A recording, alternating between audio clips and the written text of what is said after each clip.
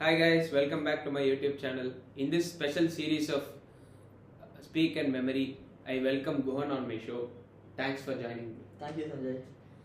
So we are going to talk about his general life and what he has gone through from Jetnagar to Japan. So that is going to be one hell of a journey. So I'm intrigued to have this conversation with him. So okay, fine. So, are there any particular childhood school memories that you've had that have had a lasting impact on you? If you could share some. Lasting impact. Actually, I don't have any particular memories, but I do have a lot of general ones. Majority of my friends, we all go to the KG block. During school time, we generally are not allowed to go inside, but we still jump over the gate and we go inside and play during the lunchtime. And we used to do it regularly. And KG block used to be kind of like the place where we would spend most of our time, chatting and playing around. And it has left a really good impression and really good memory. At least in terms of my school life, I guess. And it really did help me make a lot of other friends as well, because again, a lot of kids with the same mindset who want to play in the KG block would come there, and some of our seniors and juniors, we would meet a lot of people there, and I've made a lot of good friends there. Okay, who were your first friends? My first friends. Oh, okay. So this first friend thing actually extends. It comes before Vidya Mandir. I met my first friend Narendran. In my pre-KG during my kindergarten, and thankfully he also joined Vidya Mandir right when I joined in with me in the same batch. And afterwards I started meeting more people like Rakshan and even Sanjay and everyone during LKG and UKG. Then we all slowly started to come together, talk together, and started making new friends. Nice. Okay, so what were your favorite subjects in school and why? And you could mention some favorite teachers as well. Favorite teacher. Okay. So from the beginning, my favorite subject has been computer science. I guess it might sound a bit nerdy, but I was really interested in computers from the beginning of my life, I guess. So it's like more than the theory part of it, I was really interested in the practicals of it. And at the end of the day, till my bachelor's, and even till now, I really love computer science and I've been obsessed with it. And when it comes to my favorite teacher, it's obviously VV sir. And he is my primary computer science teacher, and I have actually learned a lot from him. And it's less of him teaching computer science and more of his attitude. I guess it is how he interacts with the students and how he kind of plays around with us, I guess. And that was really nice, I guess. And that is a really good memory. Okay, so to follow up on that question, so whatever technical help we had, we often approach you. So from the very early age, you were wearing spectacles. So we were kind of like of the impression you were so nerdy and a kind of guy who's techno obsessed. So how were you able to manage that? I mean, it was kind of like a hobby for me. It never felt like a strain, actually. Okay. It was like how children watch anime or children watch cartoon. I watch tech videos. Okay. I don't know, it kind of started as a hobby, then it became an obsession. So it kind of never really felt as a strain. Okay. Thing that really felt as a strain was actual school subjects, history, math, biology. I really never liked them, Okay, very interesting story. Yeah. Okay. How have you evolved as a person, and how have your friends evolved as well, according to you? Evolution in character is one of a few complex things that I've seen in my life. And again, people change in unexpected ways, I guess, especially my close friends. Some friends become enemies, some friends that is really close ones, and some build up hatred. Even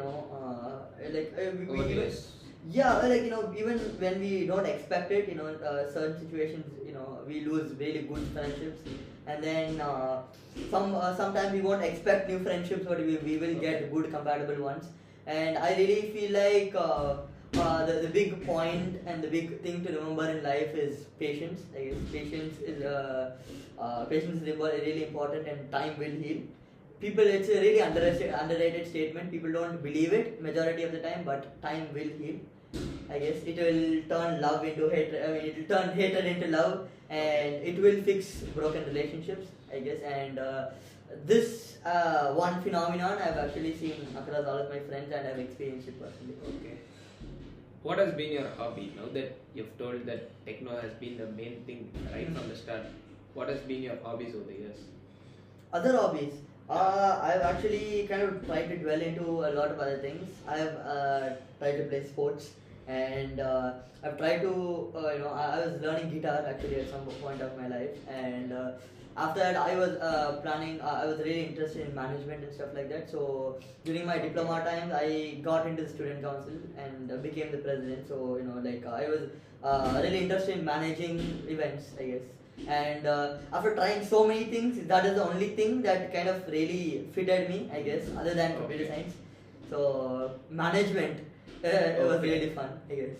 So through everything, your parents supported you 100%, or Yeah, you I had guess. to fight through something? Yeah, I did actually have to fight through, my current bachelor's, I'm doing it in Japan, and my parents were okay with it, but they did consider me living alone and everything, and they and some for some part they did think Indian colleges were better comparatively, but from my point of view it was not, because again the professors and the quality of education that I got in Japan were considerably better. So I had to fight through that, and it did take a lot of time, but I managed to fight through that, I guess. So that was one of the significant challenges you had to face. Any other? Yeah, other than this, other than my parents and everything, generally, during my school time, at some point in Vidya Mandir, after my 8th grade, I did move to a different school. And during that time, that whole 9th, 10th, 11th, and 9th, 10th period, those 2 years, it was really difficult to adjust in that new school. And I did gain a lot of trust issues because you meet a lot of new people, and again, you will have troubles with adjusting to that new culture, new environment, and everything.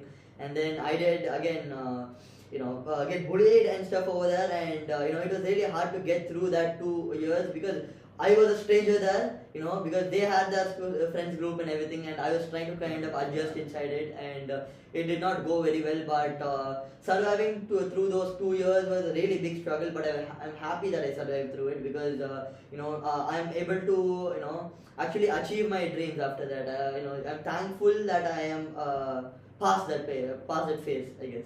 Because again, a lot of people, they lose hope. They a lot of people suicide and get themselves killed, and I really don't think that's like a good solution or a good answer for their problems. So it's that is another really difficult phase of my life that I've gone through. Okay, that's a very interesting story. So, what have been your hatred kind of subjects which you didn't like really, or I want to just get rid of it kind of subjects? Some people might not, some people might get angry at me for saying this, but I really don't like the subject history and geography. I get the content that they're telling, it is really nice, but the way they present it, and it's like it's at the most it's just mugging and vomiting in when it comes to examinations and stuff like that. It's you really don't understand anything. You really don't there's a lot of context that they feed you that you really can't remember anything important. The whole point of history is to kind of remember some significant event, but if they just jam it down your throat, there's no point learning that. And I really felt like it was a hard subject for me to learn because I generally did not like learning things like through that kind of way, just getting jammed under. You want to get the logic and the idea behind it as well. Yeah, I'm a person who kind of works by logic. I really don't like mugging and vomiting. I've never understood that concept, I guess. Then I have biology next, I guess. Because again, I have always been a computer science person. Biology never really stuck with me. No matter how much I tried, I really could not get beyond mitochondria as the powerhouse of the cell. I really can't go beyond that. I guess. Yeah. Okay. So you said you've got some friends as well. Yeah. Now, how have the friends can evolve from there to now? Yeah, that's a really interesting question actually. So at the beginning, like any friends gang, we did have a lot of members, and we had a lot of groups, and over the period of time, a lot of people we started showing our true colors, and again, people who liked me as a person, people who accepted me, and people who I accepted, as a good friend, or when I liked their character. We all came together, and all the other members who are not compatible, they started slowly segregating and separating from the group. And then after a full period of 10 years, now we have come to a stable, position where there's a stable number of members in the group, And then again, there is my small friends group. I have my own personal group, and we have our own big personal group, And again, it all really depends on the time, I guess, that we all spend with each other, and it is really interesting, I guess, the evolution of a friend group. I guess generally it does not matter if it's a friends group or a relationship with someone, or if it's a family member. It is really important to know how like a person would react when they get to know you very well, and how you would react to getting to know someone else. I guess how we'd feel, I guess. Okay, so what's the one factor which actually made you accept the friends you had, or the way you had made your friends? What's the one thing which was common in all the friends you had made? That's a difficult question to answer, because when we all became friends, we really did not care. Yes. We were very young, and we were just going around, to different sections. We were like, hey, hi, what's your name? And we all just started talking, and we all became friends. I don't know how this period of 10 years just ran by, but I guess, let's say we have different common interests. For example, anime. A lot of people like anime. Some people like sports. Okay. And I guess all of these common interests, elementary interests that we all grew up with, like cartoons and stuff like that. All of these things became a common factor that made people come together and have common things to talk about. And since we all grew up with the same cartoons and same anime and everything, we all kind of came to a talk. And again, I think it's generally our attitude and how we behave to things. I guess our friends group would have a similar attitude towards something. Okay. It's like, you see, let's say, you see an attractive girl who is walking in front of you near a bus stand or something like that. You will call your friends and you'll say, hey, look over there. And your friends will also be like, oh my god, yeah, she's hot. It's the same kind of synchronization that you will get in your mind. That is a really good connection. That is what makes you good friends, I guess. That sync. Okay. So sync is the basic word. Yeah, sync. Okay. Yeah. Okay, fine. So what are some accomplishments that you are most proud of so far? Me?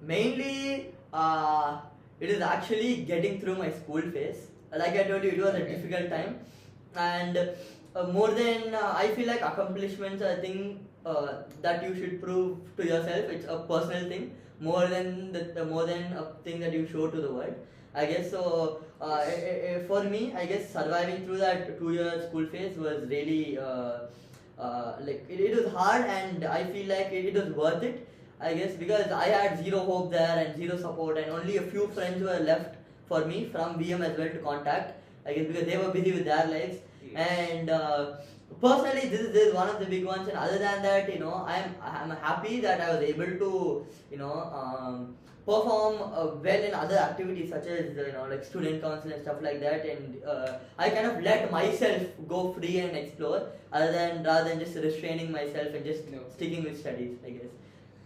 Okay. So is there a particular moment in your life which you would consider as a turning point? Turning point. Or was it that school life where you had to transfer from one school to another?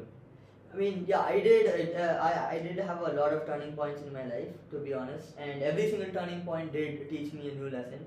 And again, like the school, going to Japan was also a big turning point, and I also consider that as a big achievement, because it has been my dream, to go to Japan and settle in Japan.